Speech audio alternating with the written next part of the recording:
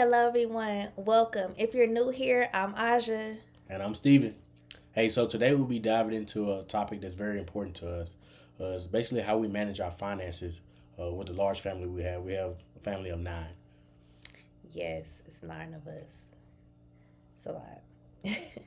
So, with two incomes, we have to be very strategic and stay on top of our finances. So, if you're curious about how we budget and how we manage our money, stay tuned.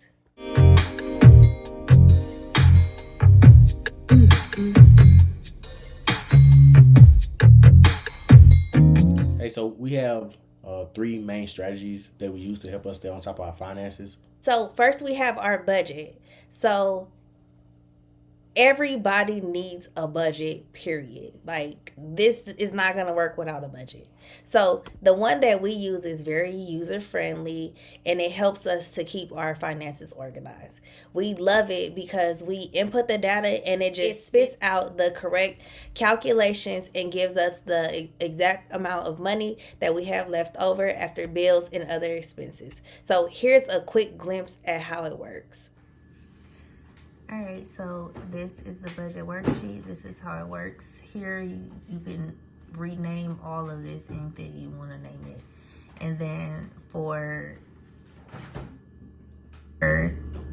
my husband, we put his information here and mine's here. So let's just say, for example, he makes, I don't know, $2,000 a month. And then for me, I make $2,000 a month. And then for taxes, we're going to say $67.89 for him. And for me, we're going to do $76.76. Let's do that.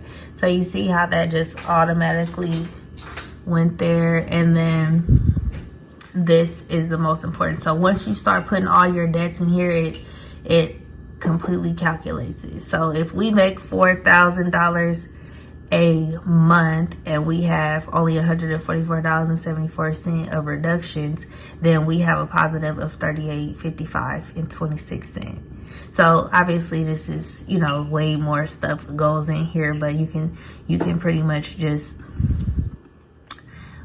take this out or add it in or what. So it's pretty user friendly. I really like it. It's not complicated at all. It has a bunch of different things, a lot of space if you have a lot of credit cards and stuff. So it's pretty cool. So we will link it. We will link the worksheet down below. It was given to us for free, so we are giving it to you guys for free. We hope you enjoy that. Okay, so next we're just gonna go over how we set up our banking. We have four banking accounts that we use to basically just stay on top of things to organize. We have a joint account that we use. The joint account, we put majority of our money into that. And the reason why is because that we use to pay all our household expenses and bills.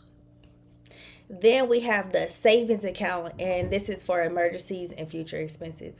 Now, I want to elaborate just a little bit on this because it's super important. Like, you never know like when something might happen. Like, for example, when we had our house, we had a water pipe issue that ended up costing like over 20 grand, and if you're not saving and not doing what you're supposed to be doing with your finances, you won't have it. The water bill was crazy. It was what, like $2,500 a month. I mean, it was ridiculous. So good thing, that we had that cushion. So that was super important for us. We both have our own account. And the reason why we have our own account is just to have that freedom to splurge on ourselves or splurge just in general. And it's very important to have your own account also, just to have the ability to do whatever you want with the money you have once you done paid all the bills. But most of the time you find yourself using it. Well, I find myself using that to splurge on, not myself. Ooh. But, yeah, it's a good thing to have the have your own personal account. Yeah. On top of the joint account also. Yeah, it just gives us a little bit of freedom. And, I like to get my hair and stuff done or nails or whatnot. And it's just like I can do it myself and not have to, like, ask and stuff. That'd be kind of weird, right? So, next is our calendar system. So, I'm very excited to share this.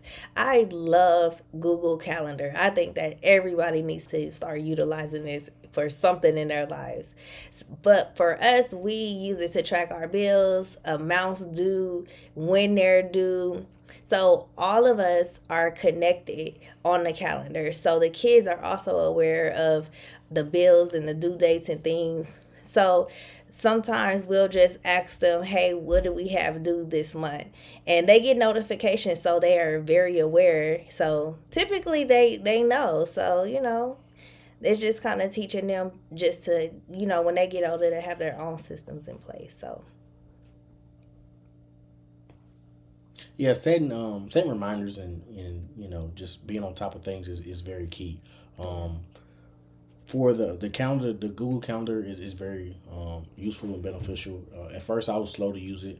My wife she would always tell me, "Hey, make sure you put stuff on the Put it on calendar." the calendar. First, it used to be irritating, but yes, it's very vital and very important because we all are on the calendar. We all are linked to the calendar. So if the kids got something going on, we tracking because they don't put it on the calendar. If we got something going on, the kids are tracking because it's on the calendar. So being fully transparent is important when you have a huge family.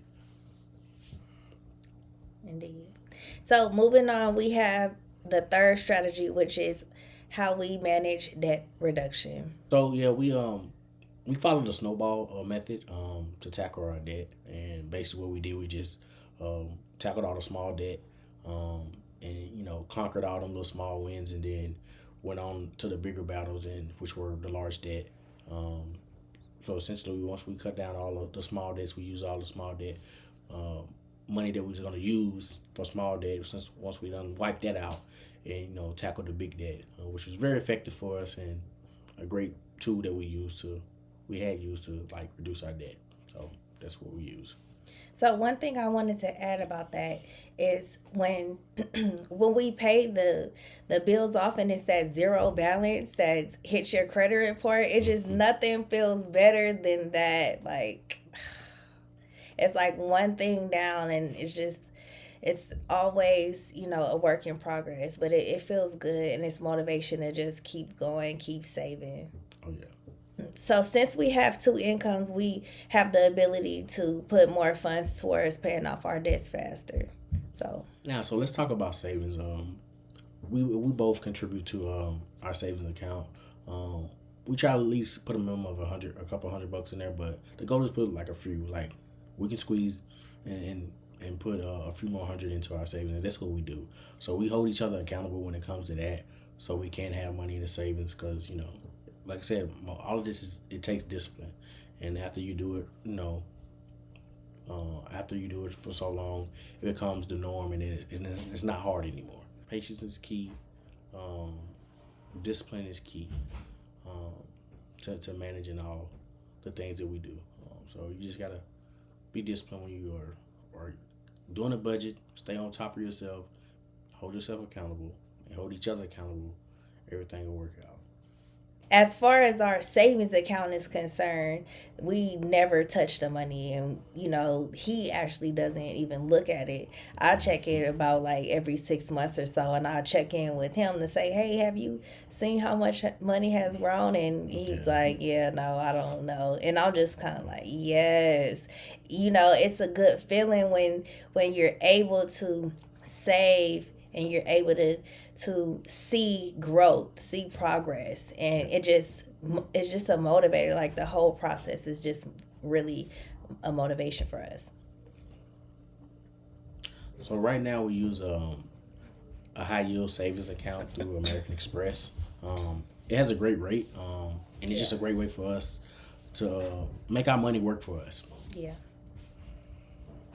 So right now the APY with American Express is 3.80.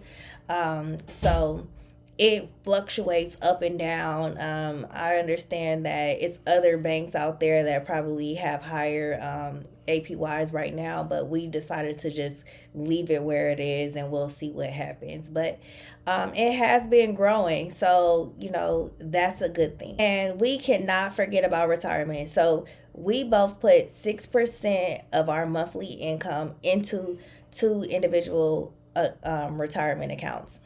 Yeah, so planning for the future is critical. Not just talking about retirement, but just planning like 6 months to a year. Just planning for the future is critical, especially when you have a large family. Yeah. Every summer, every holiday break, whatever, kids want to do something. We want to do something. So, in order to do that, we do that and be comfortable with it. You have to plan accordingly and put money aside to ensure that you are able to do whatever you want to do comfortably. So yes, make sure you plan accordingly, and just plan for them big trips, and not just swiping your credit cards and maxing them out. I mean, I'm guilty of it. I know we all been there, done that. We've done it in the past, and it bit us in the butt.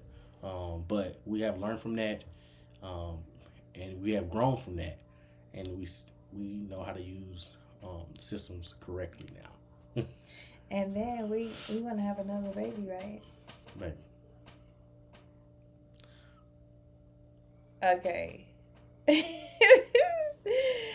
um. So the last thing, we give our kids allowance. We use this great app.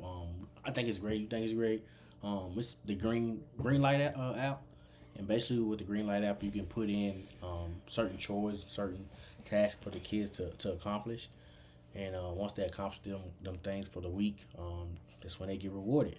But if they don't complete the task, which like, hey, you didn't complete your task, so you're not getting the money. So it's Period. just a great tool that we use. Cause, everybody always got their hands out, especially kids. They always want something these days. When I was a kid, we want things too, but we are fortunate to be able to provide for our kids. But we have to make them work for it and earn it. And if they don't, like you said, they don't get nothing. Yeah, the green light tool is a great tool that we use to fork out money for them. So there you have it. Our 3 strategies for managing finances as a dual income family of 9. Hey, so if you found any of this useful, give us a thumbs up, and don't forget to subscribe for more tips. Thanks. And drop any questions you have in the comment. We love to hear about how you manage your finances in your family, and we would love to connect. Thanks for watching again. See you next time. Bye-bye. Bye. Peace.